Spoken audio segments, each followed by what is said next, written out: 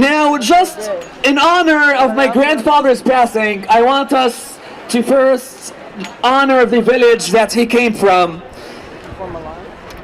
If we can just honor Nakba as well, or as they might call it in English, Al-Qubab, part of the Ramli district in 1948. Now we're gonna go with Arab al-Zubayd, or al-Zubayd Arab. It had a population of 890 residents, and it was depopulated on April 20th, 1948. Al-Almaniya, it had a population of 260 residents, ethnically cleansed on April 20, 1948. Ad-Dalhamiya, population of 410, depopulated on April 15, 1948. That's like today, 70 years ago. Shusha Abu Ghawbar, population of 1,240, ethnically cleansed on April 21, 1948. As-Samra, population of 290, ethnically cleansed on April 21, 1948. As-Sauda Al-Wara Kharba, population of 1,870, depopulated on April 18, 1948. Al-Manshiya, population of 260, depopulated on April 15, 1948. Also 70 years ago, like now. Miska, a population of 880, ethnically cleansed on April 20th, 1948.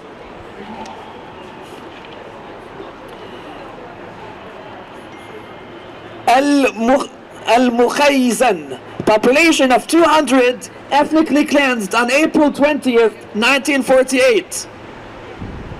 Al-Kharab Sarfand, population of 1,040, ethnically cleansed on April 20, 1948. Let's do another chant. Hey, Israel, time to learn. Let the refugees return. Hey, Israel, time to learn. Let the refugees return. Hey, Israel, time to learn. Let the refugees return. Hey, Israel, time to learn. Let the refugees return. Now we are going to hear from a few students who have been on Birthright and are going to be sharing their experiences. First up, we have Olivia from Georgetown SJP coming to share. Oh, thank you. Yeah, for sure. What's poppin', everybody? How are you? It's freezing, but I hope that your hearts are warm. So when I think of Palestine and when I think of Israel, I think of Jerusalem. To this day, it is the most favorite place that I've ever been. Nobody looked at me like I was a stranger, and for the first time in a long time, I was surrounded by mostly brown and black folk. My family moved to Northern Virginia outside of DC when I started high school, and for anyone from the area, you know that it's become quite white and quite rich when it was once known the Chocolate City. It made me conscious in a way of race that I hadn't been before, a passion that now shapes my studies, race and the concept of belonging. When I think of Jerusalem, I think of Al-Aqsa compound, the Dome of the Rock, and the Wailing Wall. As a kid, I would stare at picture books, and this was where my eyes would land every time. The sounds that I heard there still ring out so clearly in my mind. The azan, the call to prayer, rising above murmured prayers of the Orthodox at the wall. Clear and distinct, weaving in and out of one another. It was both sad and sweet, difference and harmony. The entire day before I left, I cried, and to this day, Jerusalem is a place that I remember in times when I feel the worst and most alone. I'm not going to pretend that I know better than someone who lives there, and I'm not going to pretend I don't hold a weird mixture of gratitude and guilt in my heart for going. When I was asked if I'd like to say something about my Birthright trip here, I felt both like I could finally share what I saw and what I felt for whatever it's worth, and also terror. And usually excitement and fear I take together as a good omen. But when I tell you that I believed I had nothing worth saying, I can promise you it wasn't a stab at performative humility. All I could hear ringing throughout my mind was an interview I'd seen on Facebook that a friend had posted of Fannie Lou Hamer, who was like a famous civil rights activist from the 60s. When Kaepernick took a knee, a great part of the white community in the States didn't get it, and I too heard her voice in my mind. It both haunts me and gives me hope. How could one woman's words escape time itself and find relevance across decades, stretching both into the past and to the present? What I think that she meant when she talked about the American flag was something we talked about in an African American studies class I'm taking called The Psychic Holds of Slavery. We're about to get a little bit academic right now. We talk a lot about the duality of freedom. The American flag represents freedom to one people and unfreedom to one people. The way that European freedom was achieved at the expense of African freedom, somewhat similarly is Israeli freedom being achieved at the expense of Palestinian freedom. As we traveled from south to north, from the Syrian border to the Dead Sea, from Jaffa to Jerusalem, nobody wanted to talk about the Palestinian question. In Jaffa, we walked through a haunting abandoned neighborhood, ruins of a not-so-ancient past. While in Jerusalem, we went through Ethiopian neighborhoods, and I watched families walking on their way to synagogue. It was as if there was a barrier in mid-air. To the white Jews around them, they may as well have been invisible, sectioned off to their own residential areas. And as I heard about the African refugee crisis going on, with fascists and skinheads not so different from our own in the States calling for deportations, I was not at all surprised. Now, I'm not here to weave an emotional tale to capture hearts, although that's kind of what I just did. As a creative, I do that to myself almost every day, and I can tell you the romance of it all becomes exhausting. But I'm here to say that I believe in something, even though, and even deeper because my heart has been heavy and crushed time and time again by the weight of death and injustice. We don't need words when they've been on repeat for decades. We need systemic change.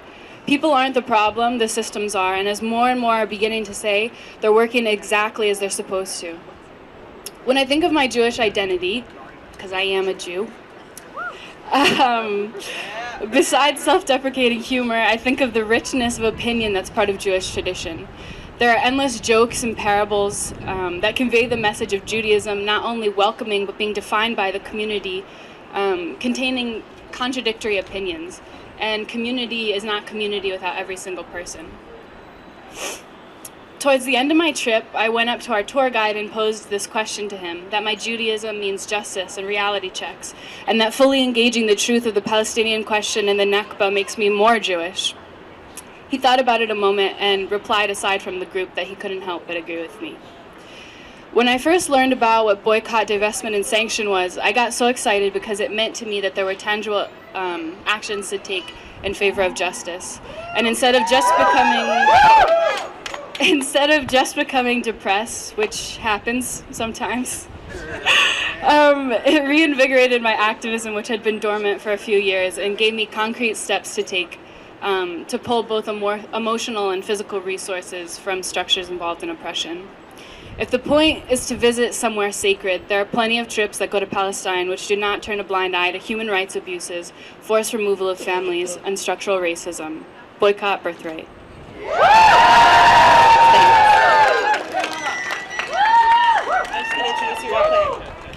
Thank you so much. Next up, we're going to hear from Lina Morales, a longtime JVP member, one of the founding members of the Jews of Color Sephardi Mizrahi Caucus in JVP, and one of my personal mentors. Give it up for Lina. Hello everyone, thank you very much. I went on Birthright in 1998, which was a long time ago, before the Birthright program had really solidified into what it is today.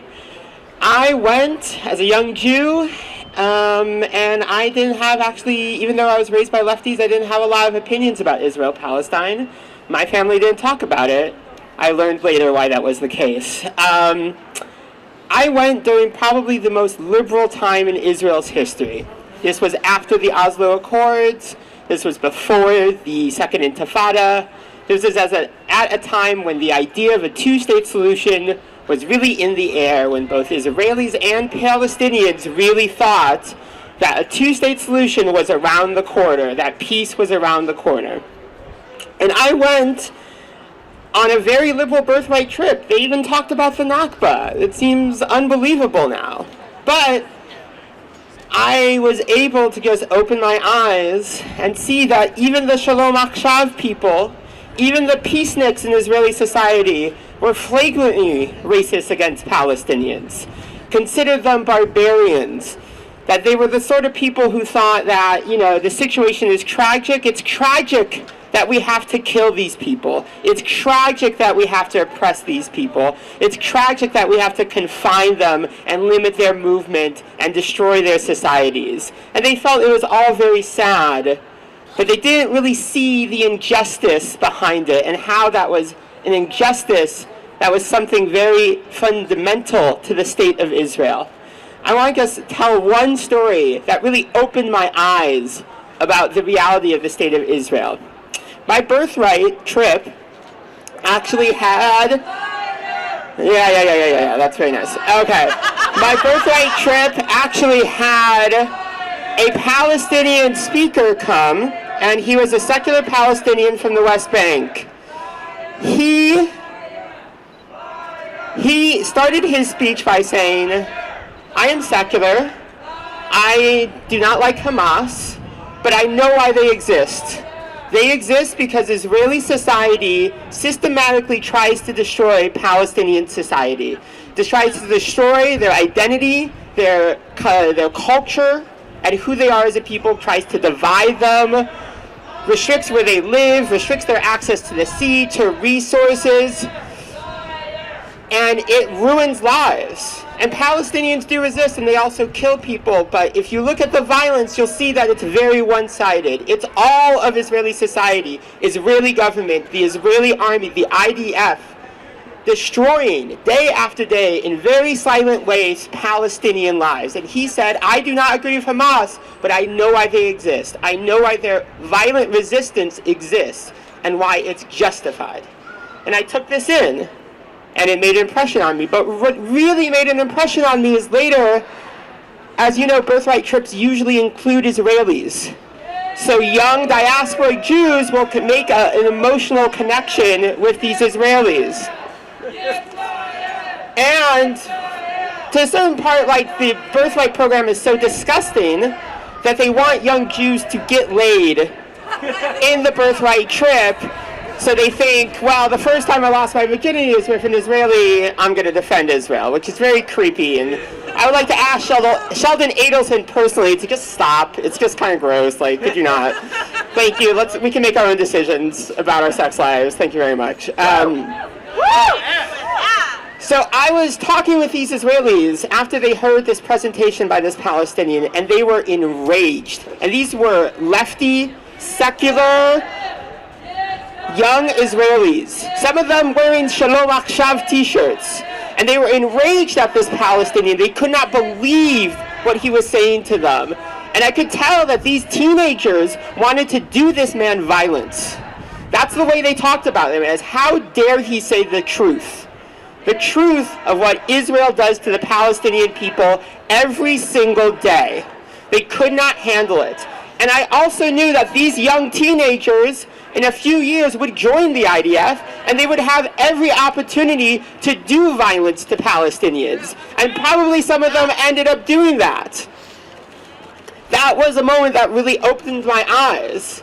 I drew many connections from my upbringing in Southside Chicago with the way that white people would think of, the struggles of people of color as sad, tragic, difficult, but fundamentally not my responsibility and not my problem, and I have nothing to do with it. Just like Israelis thought about the situation of the Palestinians. So here we see today that Sheldon Adelson, this vile, proudly ignorant exploiter, billionaire, this horrible man, like your horrible, ignorant uncle who just says horrible racist shit, and you wonder why he keeps on being invited to Seders, and he's just so awful.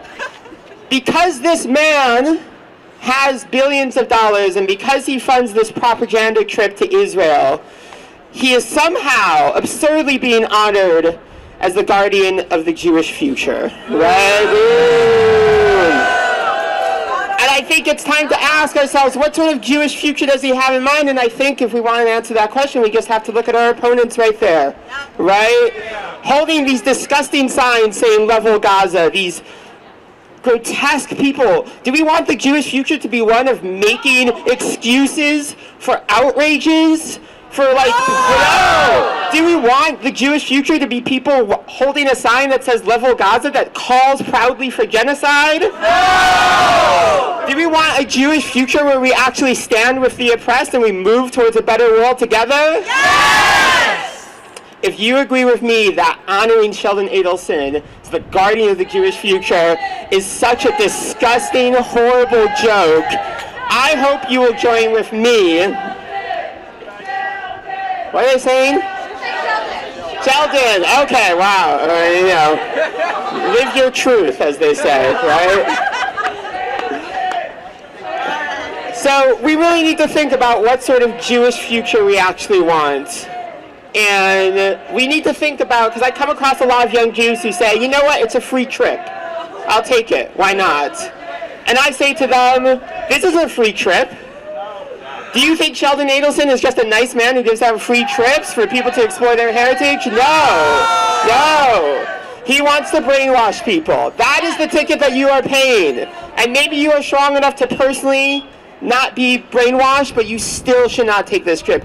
When you take this trip, you are breaking solidarity with a deeply oppressed people. On behalf of what? Going to the beach? Is that what you're doing this for? Go to Coney Island? No.